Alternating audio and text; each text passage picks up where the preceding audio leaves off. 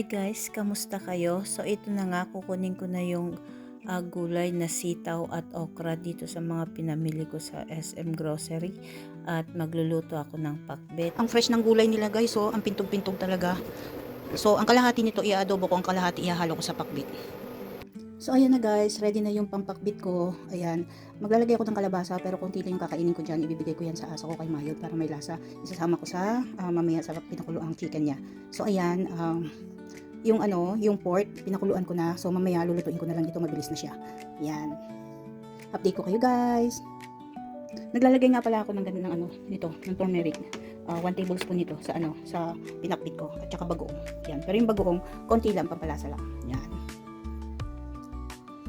So ayan guys, yung kitchen scraps ko galing sa lulutuin kong pakbit. Isang meal lang yan pero ang dami ng kitchen scraps ko. Ilalagay ko yan sa compost area ko mamaya para tumaba yung lupa doon. Hi guys, magluto tayo ng pinakbit. So pinakuluan ko na dito yung pork para malambot na kaagad siya.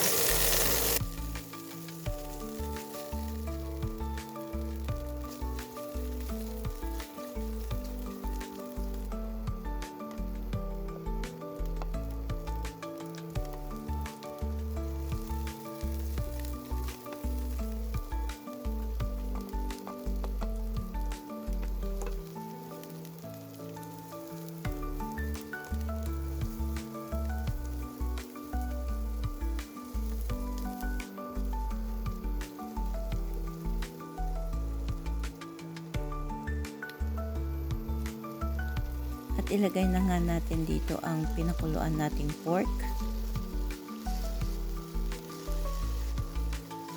Napakuluan na yan yung pork. Malambot na yan. Kaya konting ko brown lang. Ilalagay ka agad natin ang ating gulay. At yung mga gulay na hugasan na rin sila.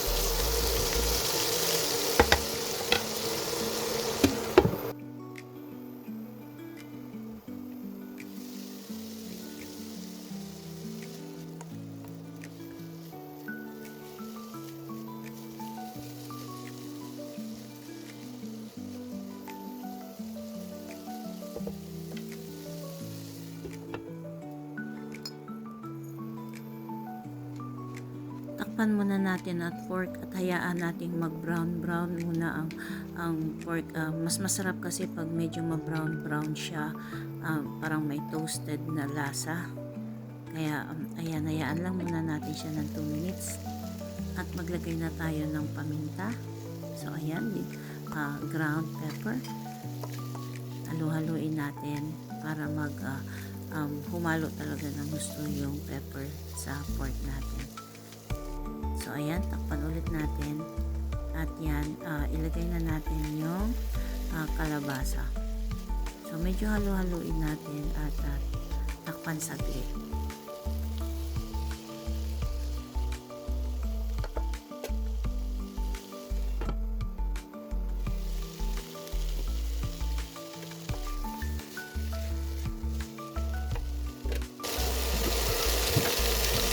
So ito yung pinagpakuluan ng pork. Yan.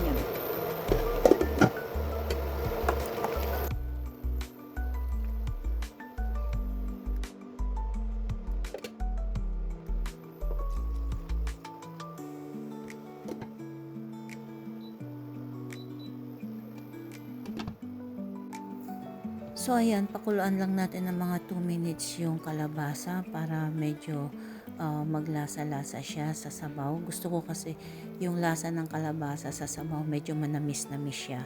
Bago natin ilagay ang okra at ang sitaw. Ayan, ang sarap, ang daming gulay. Ayan, sakto lang naman yung yung sabaw niyan. Ayoko nang masyadong masabaw kasi parang nawawala na yung lasa ng ng mga gulay pag masyadong masabaw. So sakto lang yan, tama lang yung sabaw niyan at takpan muna natin at hayaan natin kumulo ng another 2 minutes. Ayan, so maglalagay ako ngayon ng 1 tablespoon ng bagoong. Binili ko lang yan sa Pure Gold. Yan, so hindi ako nag-asin yan. Ayan yung pampalasa, yung bagoong. So yan, sarap na yan.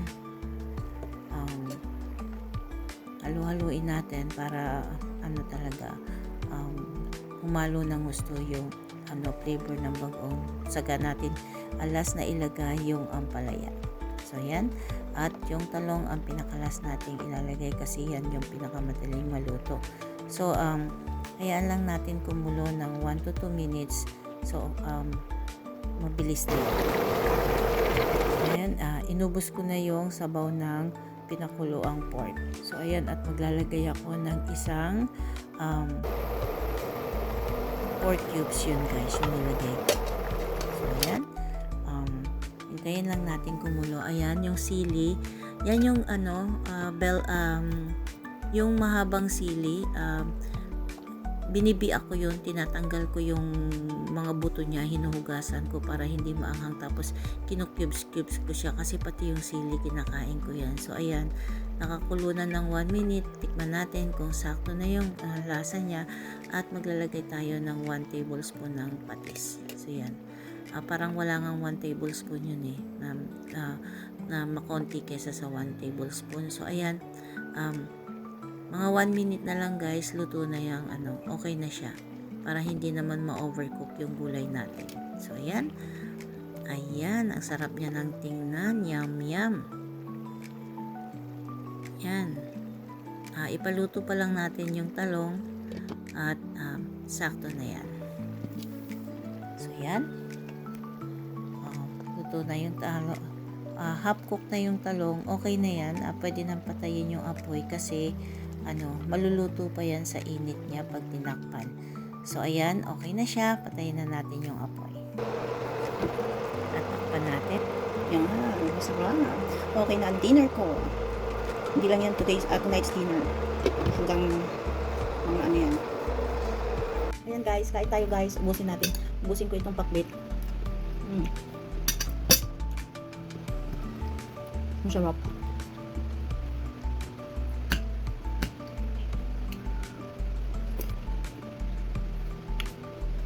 Yung kalabasa niya mga 3 hanggang 4 na slices lang. Yan. Makakain man lang ng kalabasa. Pero gusto ko talaga dito. Ampalaya, okra, sitaw. Yan.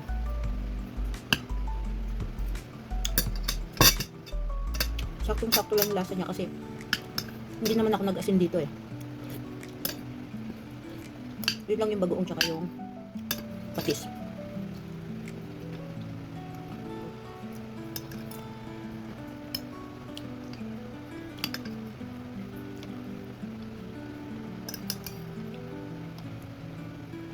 Hindi na talaga ako nagkakanin guys kasi yung mga gulay may mga carbs, may mga carbohydrates contents na rin yan, lalong-lalo na yung kalabasa. Ang taas ng carbohydrates content niyan, kaya nga konting-konti lang yung kinakain ko yan.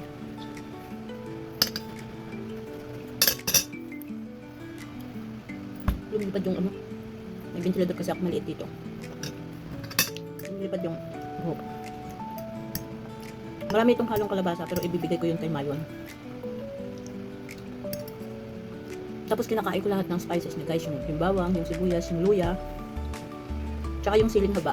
Kaya yung siling haba, ini-slice ko siya, tinatanggal ko yung buto niya. Kasi kinakain ko siya para hindi manghang. Mataas yung nutrient values ng mga spices na yun, ang taas ng antibiotic contents nila. Tsaka hindi ka sipunin, hindi ka ubuhin. Hindi nga natuloy yung ubo ko guys eh. Although, yung 2 weeks ago, yun talaga grabe yun. Tapos itong week na to nagbadya na naman. Pero hindi na siya natuloy. Pag nasa work kasi ako, nasige-sige yung calls, nanunuyo yung lalamunan ko.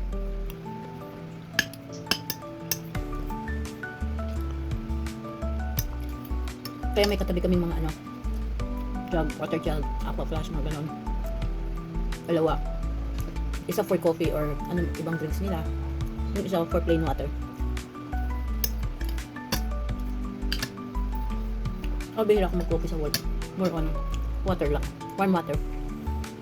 Tapos yung lalagyan ko ng coffee, yung coffee mug ko, nilalagay ko doon hot water. Para kalagitnaan ng shift or sa last break time ko like 2 o'clock or 3 o'clock. Maligam-gam na lang siya. Ang sarap ng sitaw. Ang fresh niya talaga. Alam nyo, mas mura pang gulay sa SM kesa sa palengke namin dito. Tsaka sa Pure Gold. Sa Pure Gold naman, ang mura lang kalabasa. Kaya sa Pure Gold ako bumibili ng kalabasa. Pero pag napunta ako ng SM, bumibili talaga ako ng